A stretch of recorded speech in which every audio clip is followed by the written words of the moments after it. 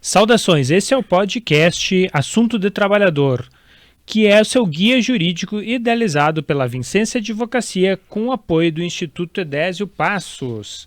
Este aqui tem objetivo para você, trabalhador, informação com critérios de eficiência e fatos jurídicos. Hoje nós recebemos aqui a doutora Janaína Derenevitz, que foi servidora do INSS, atualmente é servidora do Tribunal Regional Federal da Terceira Região e na Vara de Direito Previdenciário. É coordenadora e diretora do IBDP, adjunta do IBDP, professora e autora de vários artigos e livros, inclusive a minha professora lá na Genial Prev. Seja muito bem-vinda a nosso podcast hoje para falar sobre a aposentadoria da pessoa com deficiência, mitos e verdades. Doutora, sua saudação inicial e já respondendo a primeira pergunta, quem é a Janaína por trás do currículo? Oi, pessoal. Boa tarde a todos, então.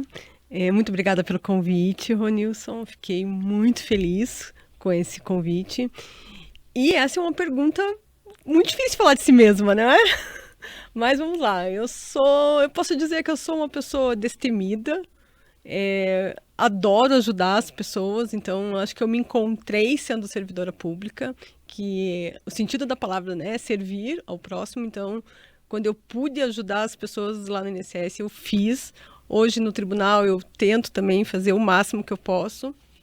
E dar aula assim, eu me encontrei, né, faz uns 2 anos que eu dou aula e assim, estou amando, que é um meio que a gente tem de levar conhecimento mesmo para as pessoas, né?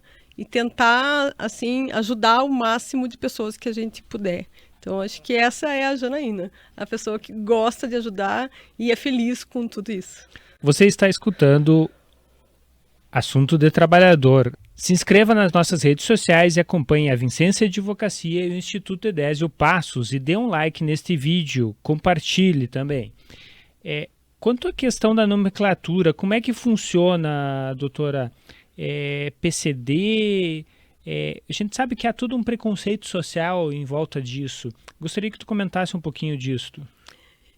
Então, Ronilson, desde a Convenção Internacional, né, que entrou no Brasil com o status de emenda, essa nomenclatura é pessoa com deficiência. Então, todas aquelas nomenclaturas que o pessoal usa até hoje, infelizmente, né, deficiente, pessoa com necessidade especial, pessoa especial, nada disso deve ser usado mais, né?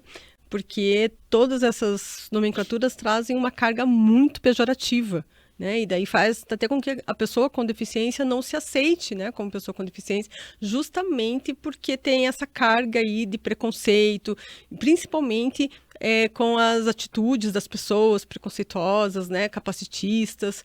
E daí, então, a gente tem tentado fazer bastante campanhas dizendo que a nomenclatura importa sim. Aí tem muita gente que pergunta, né, como é que eu chamo a pessoa? Olha, chama pelo nome. Né? Ela tem um nome, chame pelo nome que ela gosta, e se você vai se referir a alguma pessoa, você fala sempre pessoa com deficiência. Ou a sigla, né? PCD.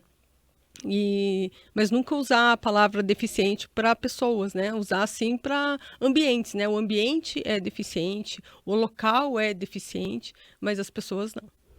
Certamente. Obrigado pela sua presença e hoje nós falamos sobre a pessoa com deficiência, PCD, a aposentadoria.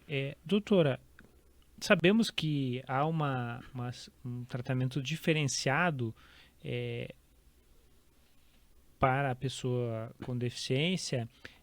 Como é que funciona a questão da avaliação para determinar se essa pessoa tem direito a essa aposentadoria diferenciada? Então, as avaliações, né, para efeitos de aposentadoria, a gente usa um instrumento que foi validado já, né, pelo governo e pela Universidade de Brasília, que chama-se IFBRA. Né? O INSS está usando esse instrumento e ela faz uma avaliação biopsicossocial, que é avaliar o desempenho, né, que a pessoa tem durante a vida dela. Então, a vida toda dela é avaliada. Ela é dividida em 7 domínios, E esses 7 domínios têm 42 atividades, né, distribuídos por esses 7 domínios. Então, toda a vida dela é avaliada. E é assim que é feito. Aí tem uma pontuação, né, de 25, 50, 75 e 100, a depender do quanto ela precisa de ajuda de terceiros.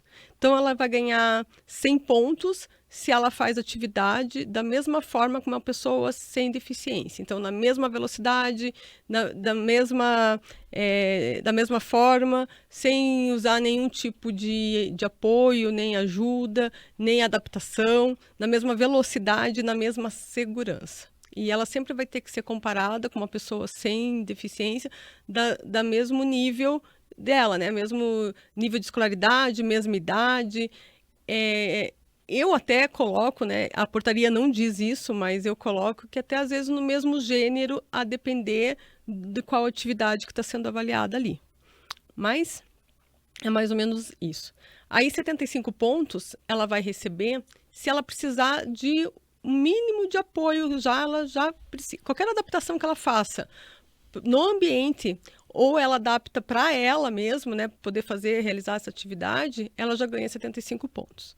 Então, se ela fizer mais lentamente, se ela faz de um modo diferente, ou se ela precisa de alguma adaptação, já é 75 pontos, né? Então, qualquer coisa que ela faça ali de diferente, né, das demais pessoas ali, já é 75 pontos. E 50 pontos é se ela precisar de ajuda de pelo menos uma pessoa.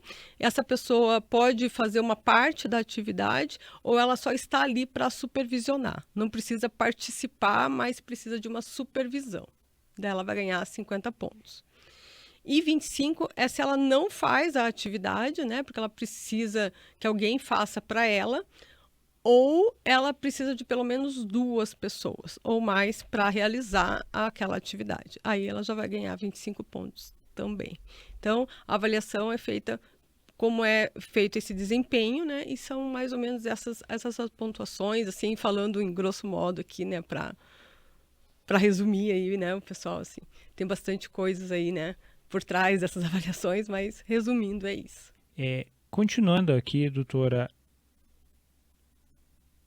sabemos que é verdade que as pessoas com deficiência têm direito a se aposentar mais cedo. Quais são as condições para que isso aconteça? Então, é verdade, sim, né, que ela tem direito a aposentar um pouquinho mais cedo, mas vai depender muito do grau da sua deficiência, né? Então, se é homem ou se é mulher. Então, a gente vai pensar assim, para aposentar por tempo de contribuição, se é homem e for uma deficiência leve, ele vai aposentar com 33 anos, né? E nas aposentadorias normais é 35, ou hoje, para conseguir a pontuação de uma RMI de 100%, né, de contribuição, teria que fazer por 40 anos, né? A gente sabe que mudou as regras. Então, e para pessoa com deficiência, já cai ali para 33, se for leve. Se for moderado, o homem já se aposenta com 29, né? E se for grave, ele se aposenta com 25. Então, já cai bastante, né? E a mulher, ela, se for leve, ela já aposenta com 28. E daí, se for moderado, ela aposenta com 24. E se for leve, se for grave a deficiência, ela aposenta com 20 anos de contribuição. E o bom disso tudo é que a RMI dela é de 100%, né, do salário de benefício, né, da média dela, né? Então, é 100% dessa média. Então, é hoje uma das melhores aposentadorias que a gente tem aí no previdenciário. Uhum. E para idade, né, também tem aposentadoria para idade. E da idade, o homem se aposenta com 60 anos de idade e a mulher com 55 anos de idade. Só que eles também precisam ter 15 anos de tempo de contribuição, precisam ter 15 anos como PCD, e ter a carência também, né, de 180 contribuições. Certo. Lembre-se, trabalhador, de se inscrever nas redes sociais do Instituto Edésio Passos e da Vicência Advocacias, que tem muito material para você se manter informado. Doutora, o trabalhador deve perguntar também, há muitos casos que nós vemos no Paraná, no Brasil, mas no Sudoeste em especial, daquele trabalhador que sofreu um acidente de trabalho, que teve uma amputação, muitas vezes de membros inteiros, por exemplo, perdeu a mão, perdeu um pé, esses se enquadram nessas situações também? Podem se enquadrar, né? É que ele, a princípio, ele deve estar ganhando um auxílio acidente, né? E daí está lá recebendo o seu auxílio acidente e pode sim se enquadrar como pessoa com deficiência. A gente hoje não pode mais dizer que a pessoa com deficiência é só porque ele amputou uma perna ou só porque, né, a gente tem que avaliar ali todo o contexto que essa pessoa está inserida, né? Hoje em dia é um impedimento de longo prazo, né, de natureza sensorial, física, mental, né, ou intelectual, e ela tem que causar barreiras, né, e essas barreiras têm que impedir essa pessoa de participar plenamente com, com as demais pessoas, né, na sociedade e afins. Então, por isso que a gente não pode mais dizer assim, a pessoa que tem uma lesão medular, por exemplo, ou que amputou uma perna, ela é uma pessoa com deficiência? Provavelmente sim, né? Porque a gente não pode mais só fazer esse critério médico, né? Mas a gente consegue visualizar as inúmeras barreiras que essa pessoa tem, mesmo sem passar pela perícia. Então, a gente consegue dizer que provavelmente sim, mas ela tem que passar por essa perícia biopsicossocial mesmo assim para caracterizá-la, né, como pessoa com deficiência e daí saber já o seu grau, né, e daí já ter todos os seus direitos aí reconhecidos. Certo. Hoje você está escutando Assunto de Trabalhador com a doutora Janaína, que falamos sobre PCD, aposentadoria diferenciada, mitos e verdades. Doutora, como é que fica a questão, daí você consegue converter esse período ali que a pessoa... Porque pode acontecer da pessoa se acidentar ou pode acontecer também da pessoa fazer uma cirurgia e se adaptar melhor ao trabalho, né? Haver algum tipo de cirurgia que tenha uma diferenciação. Como é que funciona essa questão? Eu consigo converter esse período ali para contar a mais? Como é que funciona? A aposentadoria do PCD, ela já conta que um ano vale um ano, né? Um dia vale um dia, né? O que você pode é converter o período que não é PCD. Aí você converte, mas também vai depender do grau, né? A depender do grau, daí tem uma tabelinha no decreto, a gente segue aquela tabelinha, dependendo do grau você consegue converter. Mas o tempo que você não era pessoa com deficiência sempre vai valer menos do que o tempo que você era pessoa com deficiência, que você é, né, pessoa com deficiência. Então, mas dá para converter sim na aposentadoria por tempo. A gente só não consegue fazer essa conversão na aposentadoria por idade, né? Para conseguir ali o tempo dos 15 anos como PCD. Tem que ser realmente 15 anos da data que iniciou a deficiência, né, até a data que você implementa os requisitos ali para aposentadoria. E na aposentadoria por tempo, não precisa ter 15 anos como PCD, precisa ter pelo menos, para o INSS, pelo menos 2 anos, né, que é o longo prazo que eles contam. Mas você precisa fechar, ser PCD na data do que implementa os requisitos, né, ou na data do que você dá entrada na aposentadoria.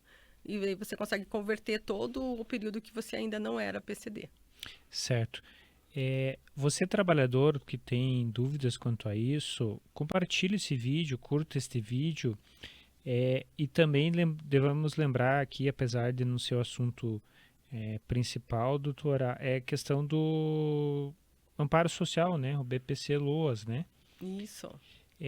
Que é para aquelas, lembrando o trabalhador, lembrando o ouvinte, que é para aquelas pessoas que não têm condições sociais, que geralmente o INSS via administrativa considera 1/4 do salário mínimo, e geralmente na justiça, claro, tem as discussões, mas geralmente um meio salário mínimo, quanto à questão da renda per capita, ou seja, cada membro da família não pode receber acima de meio salário mínimo, somando todos que tem na família, e para ter direito ao amparo social, claro, aí entra também a questão do critério de deficiência, né? Sim. E, claro, o idoso, né, também ingressa nessa situação. Que daí é um outro tipo de benefício. Aqui nós estamos tratando a aposentadoria geralmente por idade e por tempo Sim. de serviço, que é daquele trabalhador que já tem várias contribuições, já está no mercado de trabalho.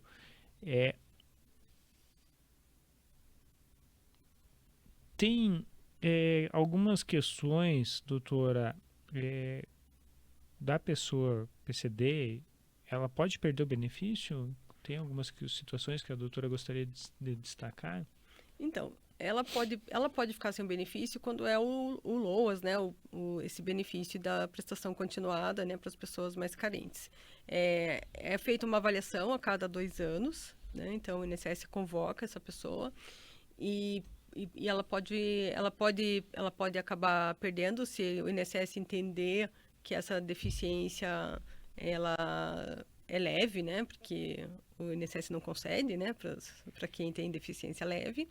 Mas se ela for para o mercado de trabalho, ela pode pedir a suspensão desse LOAS e receber o auxílio inclusão, né? Mas o auxílio inclusão, ela é apenas para deficiência moderada e grave, isso está na lei do auxílio inclusão, e para quem recebe até 2 salários mínimos. Então, quando ela começa a galgar e receber mais, aí ela pode acabar perdendo esse auxílio inclusão também. Mas isso é bom, né? É sinal que ela está trabalhando, é sinal que ela está crescendo, né? Está estudando, está conseguindo ficar no mercado de trabalho, o que a gente já tem bastante dificuldades aí de colocar as pessoas com deficiência no mercado de trabalho, né? As empresas não querem fazer as adaptações necessárias, ou só querem aquelas pessoas que a deficiência não é muito visível, que não precisa muitas adaptações, mas não é isso que a lei da inclusão, né, a Lei Brasileira de Inclusão, a Lei 13.146 de 2015 diz. Ela diz que todo mundo tem que fazer as suas adaptações e que os ambientes têm que ser acessíveis para todo mundo, né? Não é só para as pessoas com deficiência. Então, a gente tem bastante gente lutando aí para fazer com que essas pessoas sejam incluídas, né, no mercado de trabalho o quanto antes aí, até para elas poderem no final ter esse direito à aposentadoria. Ótimo assunto. Hoje no podcast Assunto Trabalhador, seu guia jurídico, estamos falando sobre a aposentadoria da pessoa com deficiência, mitos e verdade, com a doutora Janaína. Se inscreva nas redes sociais e não se esqueça de compartilhar esse vídeo e dê seu like. Falando também, temos a questão das cotas, né, doutora? Sim, temos, tem as cotas, né, que as empresas são obrigadas a cumprir, né, empresas com grande porte tem um número mínimo aí de cumprimento, né, e precisa ser pelo número global da empresa, né? Às vezes a empresa quer dizer assim, mas lá na minha filial tem tanto, então não precisa. Não, precisa, né? Precisa cumprir lá tantos porcentos a depender de quantos funcionários você tem de maneira global, né?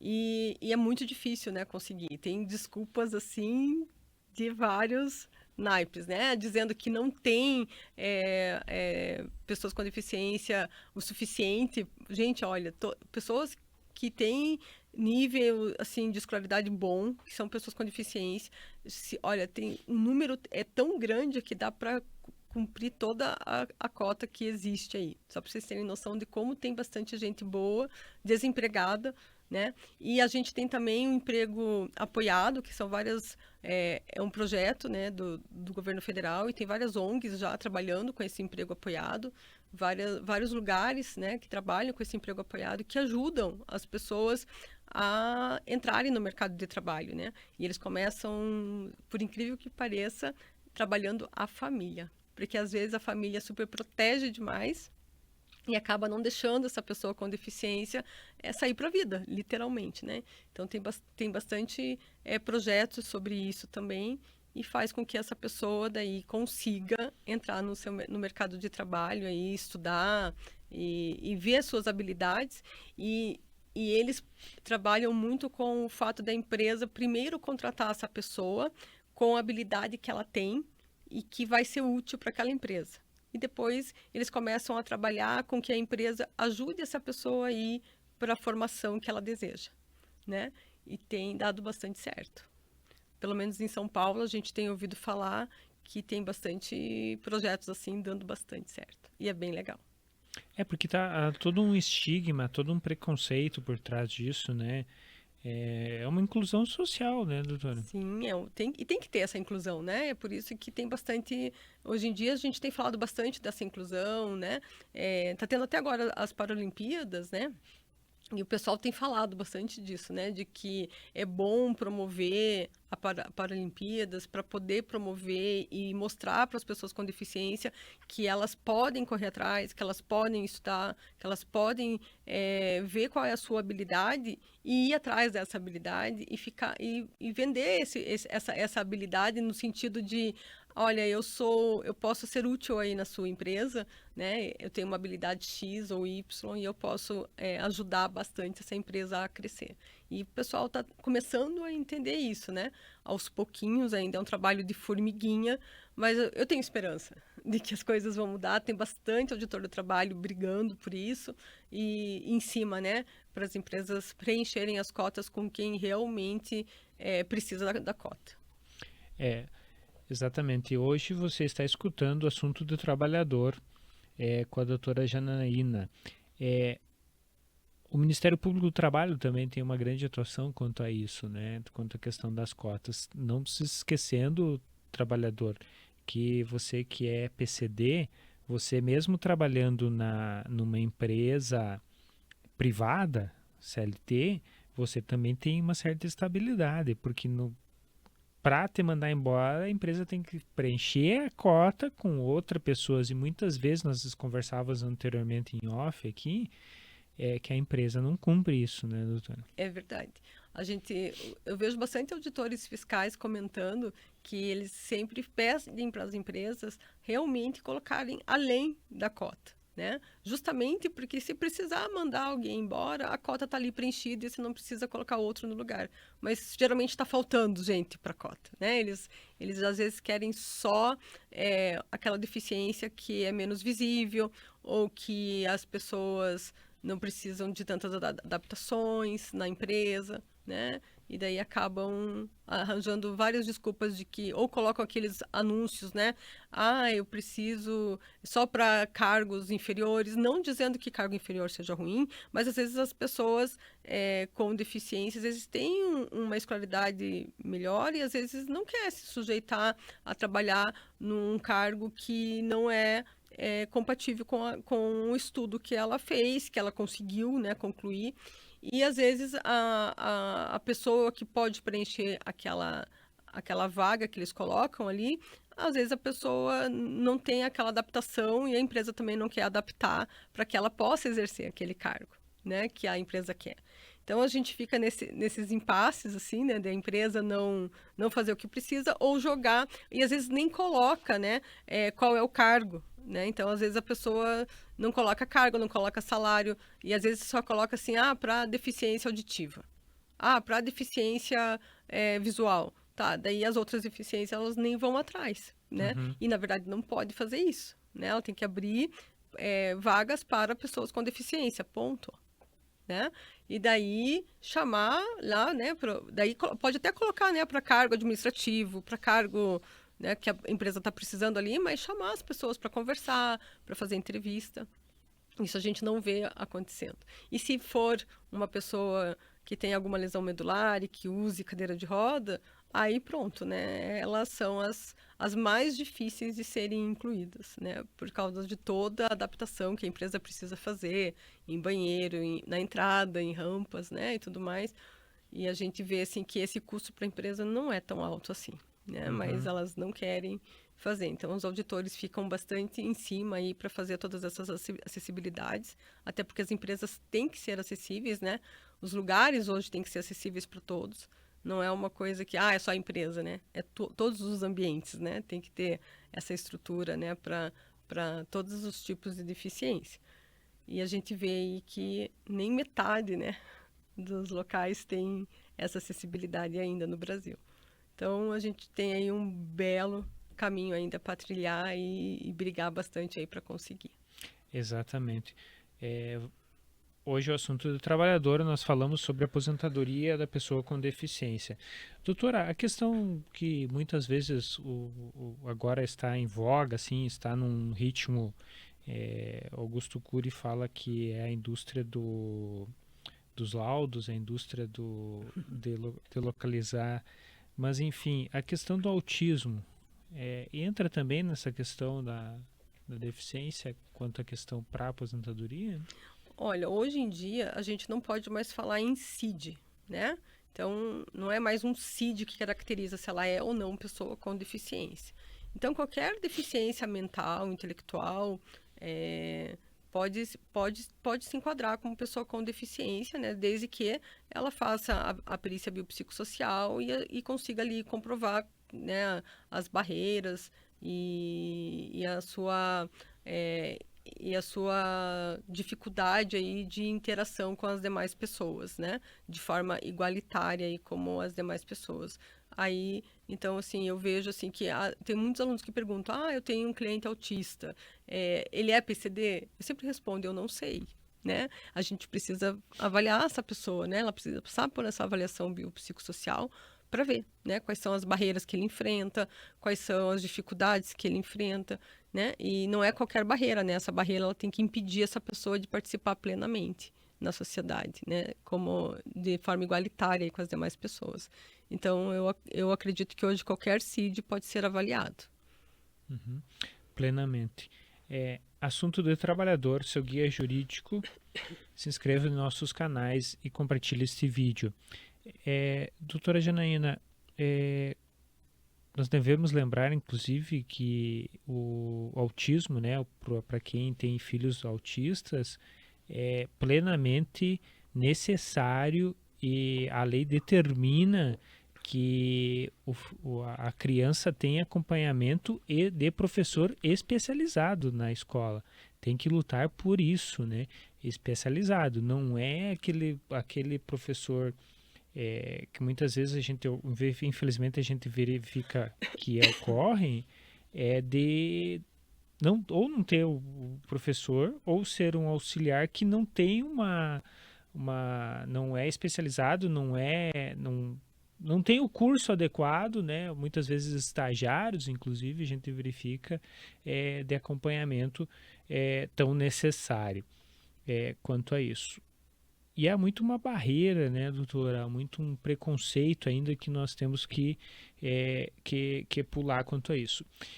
Embora essa questão das leis das cotas, que muitas vezes a doutora comentou também na empresa, também tem as cotas, que eu acredito que foi um avanço muito grande para servidores públicos, né? Isso, tem as cotas e foi bem bacana isso, né? Desde o meu primeiro concurso eu já fiz o concurso para cota, mas também se eu contar para vocês que dentro do concurso público existe mais preconceito do que fora, vocês não vão acreditar, principalmente na área da saúde. Uhum. Né? Eu fiquei pasma quando os meus alunos contam para mim, né, que enfermeiros ou até médicos, né, que são pessoas com deficiência, eles escondem. Eles tentam disfarçar a deficiência por mais que eles possam, justamente para não sofrer nenhum tipo de barreira atitudinal, né?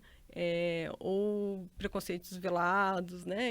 Ou às vezes na cara mesmo, né? Uhum. Então, tem vários tipos de perguntinhas, assim, capacitistas que fazem, ou coisas do tipo assim: você só entrou porque é cota, né? Você só passou porque é cota.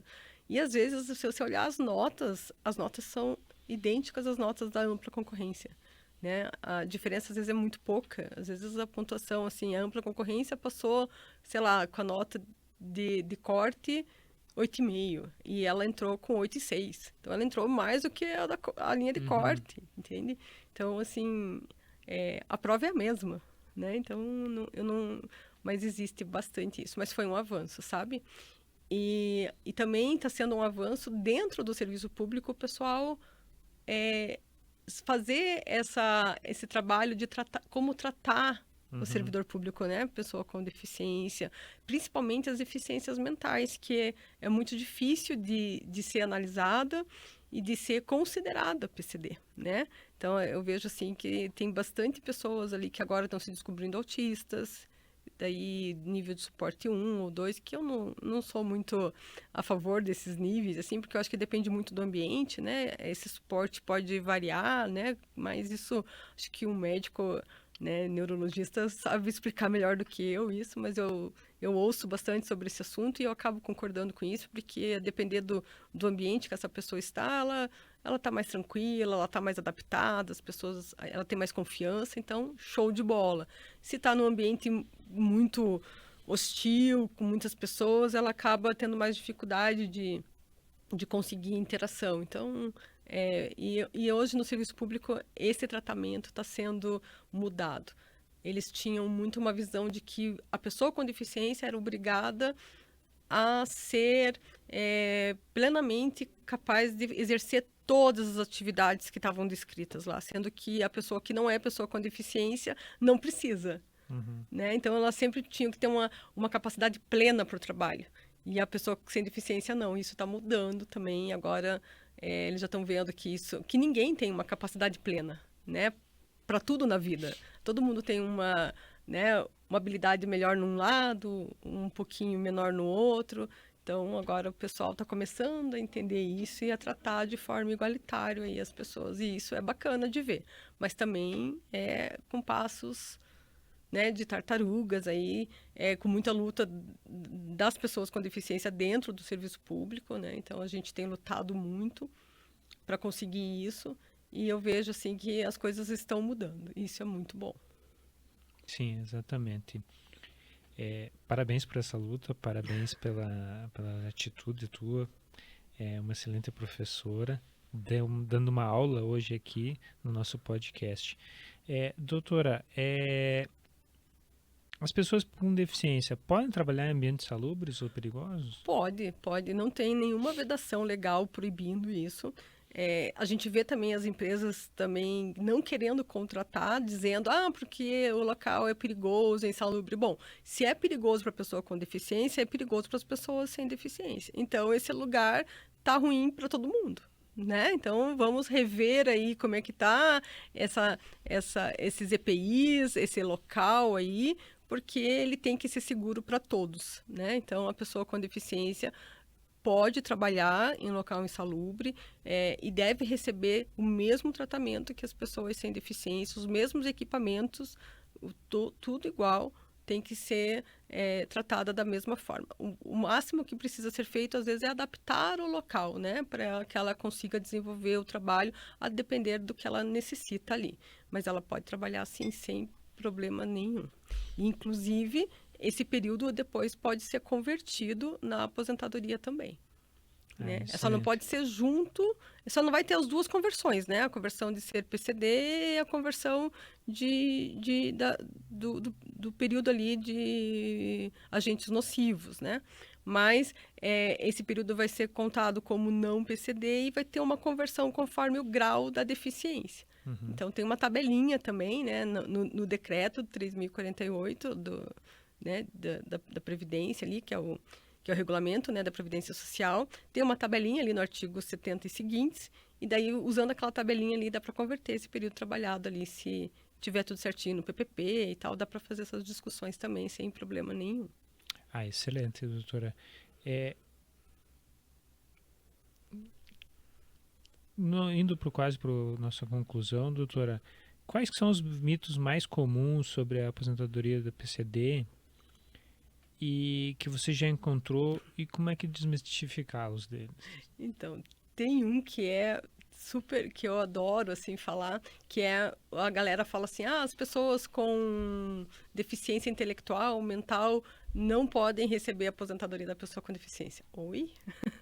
Gente, isso é mito, né? Claro que pode, né? Hoje não é mais um CID que determina, se ela tiver barreiras, a gente já conversou sobre isso, né? Passar pela avaliação social, que vai lá avaliar o seu desempenho nas suas 41 atividades, divididas lá pelos 7 domínios, né? Que a vida inteira dela não é análise só do trabalho, tá, gente? É análise de tudo, né? Desde o enxergar dela até a vida comunitária dela, né? Se ela participa da vida social. Então, é a vida inteirinha dela mesmo. Então, dependendo da pontuação dela ali, ela a gente vê que ela tem barreiras ali, de acordo com as pontuações ali que ela vai recebendo, nossa, gente, ela se aposenta, né, como pessoa com deficiência tranquilamente. Um outro mito também, que é na aposentadoria por idade, de que a pessoa tem que ter 15 anos de tempo de contribuição juntamente com o período que é pessoa com deficiência. Tá, aí vocês vão dizer, mas o INSS faz assim, faz, o INSS faz assim, mas o CRPS não. Então, não vão para a justiça também, porque a justiça também vai falar que tem que ser concomitante o tempo, mas o CRPS interpreta literalmente a lei, dizendo que precisa de 15 anos de tempo, 180 de contribuições e 15 anos de PCD por igual período. Por igual período, para eles, é 15 anos de PCD. Né? Se é contribuído ou não, independe. Tá? Então, esse também é um grande mito aí que tem deixado bastante pessoas com deficiência e que já tem tempo para aposentar por idade, já tem tudo, e acabam não aposentando porque vão para a justiça e perdem, ou falam que não tem direito e deixam por aí e acabam esquecendo de ir para o CRPS, e o CRPS concede. Certo. Só para explicar um pouquinho, doutora, para deixar claro para o nosso trabalhador, nosso ouvinte, quando que se aplica o CRPS e o que é, só para explicar rapidamente o que é o CRPS. O CRPS é um recurso administrativo, né, um órgão que vai analisar os pedidos indeferidos, né, ou mesmo que seja deferido, mas que faltou, deferido parcialmente, que faltou alguma concessãozinha ali administrativamente no INSS, você pode recorrer para esse órgão, né, que é um órgão que é o Conselho de Recursos da Previdência Social, né? E daí ali eles vão reanalisar o mérito da questão ali. Então, e a gente sempre fala, né, que demora um pouquinho, né? Eles estão é imensa aquela fila ali, mas quando a gente sabe que o direito vai ser reconhecido, a gente insiste com eles ali, porque é praticamente 90% de chance aí de ter o seu direito reconhecido. Então, e eles entendem bem sobre o PCD, eles interpretam bem as leis, então eu acho que vale a pena dar uma tentada ali antes de tentar fulminar o direito indo direto para a justiça. Exatamente, doutora. Lembrando que, de preferência, para algum advogado especializado, principalmente na Genialprev, né, doutora? Isso. Então, sua conclusão, doutora, final? Tem mais um mito que eu gosto muito também, que é o cálculo, né? Todo mundo acha que o PCD é 100%, de 100%, não pode descartar nada. Eu acredito que dá para fazer os dois cálculos, né? Você pode tentar fazer o cálculo, que é o cálculo da emenda constitucional hoje, que é com descartes, né, de tempo, se sobrar tempo, porque às vezes não sobra, mas a gente pode discutir também no recurso do administrativo, lá no CRPS, o cálculo antigo, que é descartar os 20% menores e usar os 80% maiores, que é a regra antiga de cálculo, que na grande maioria é a mais benéfica para a pessoa com deficiência. Então dá para a gente discutir isso também, isso é um mito que o pessoal tem falado aí que não pode e dá para conseguir também. Excelente.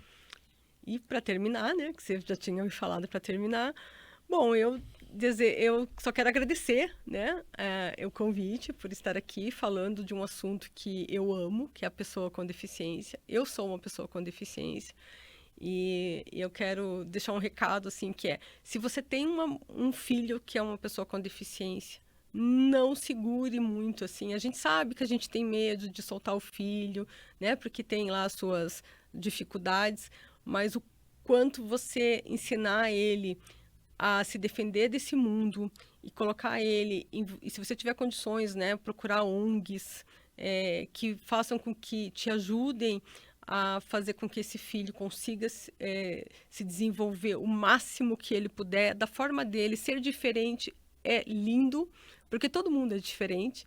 Faça.